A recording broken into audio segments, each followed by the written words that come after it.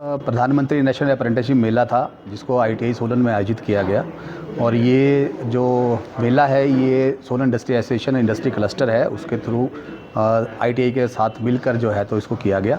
मेले का जो मेन उद्देश्य मेले का, हमारा जो अप्रेंटिसशिप मेला है कराने का मेन उद्देश्य है कि जो अनस्किल्ड लेबर है उसको स्किल्ड में कन्वर्ट करना है, मेन जो इसका उद्देश्य है। तो आज जो है तो इंडस्ट्रीज़ हमारे पास 6-7 इंडस्ट्रीज़ आई थी, उन्होंने अप्रेंटिसशिप के लिए जो है तो इंटरव्यू भी लिए हैं और जो शॉर्ट लिस्ट हुए हैं कैंडिडेट वो हुए हैं, उसमें से जो फाइनल करेंगे उसके बाद उनको फिर वो अप्रेंटिसशिप रख लेंगे। कितनी वैकेंसी जिस चीज़ में रखी गई थी कंपनी की ओर से? देखिए, कंपनी की ओर से इसमें वैकेंसीज नहीं रहती है, इसमें अप्रेंटिसशिप जो उनको रिक्वायरमेंट रहेगी वो ऑनलाइन होता है, सारा ऑनलाइन सिस्टम है, ऑनलाइन ही उसकी रिक्वायरमेंट चढ़ाई जाती है कंपनी के द्वारा, ऑनलाइन ही जो है तो कैंडिडेट रजिस्टर्ड किए जाते हैं। टोटल नंबर कितने पार्टिसिपेशन जो इस टाइम आज हमारे पास लड़कों का था वो कम से कम 60 से 70 लड़के थे जो पार्टिसिपेट करने के लिए आए थे, उसमें से कम 20 जो है तो वो शॉर्ट लिस्ट किए गए हैं कंपनी के द्वारा। अब उसके बाद जो है तो उनका फाइनल रिजल्ट जो है तो कंपनी बताएगी। गवर्नमेंट ही थे या प्राइवेट आईटीआई भी इसमें आगे आई?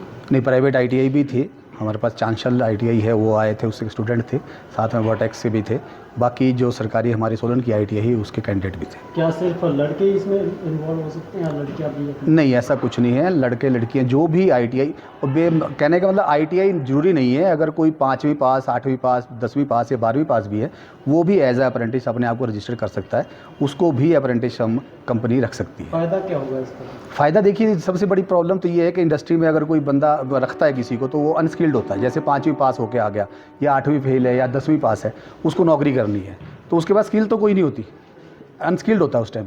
लेकिन अगर एज ए अप्रेंटिस रखता है तो अप्रेंटिस आपका जो जिस भी ट्रेड में जाएगा उसका कोर्स पूरा करेगा, उसके बाद भारत सरकार की तरफ से जो है तो उसको एक स्किल्ड का सर्टिफिकेट जनरेट हो जाता है, तो वो उसके बाद जो है तो एज अ स्किल्ड वर्कर कहीं भी अप्लाई कर सकता है।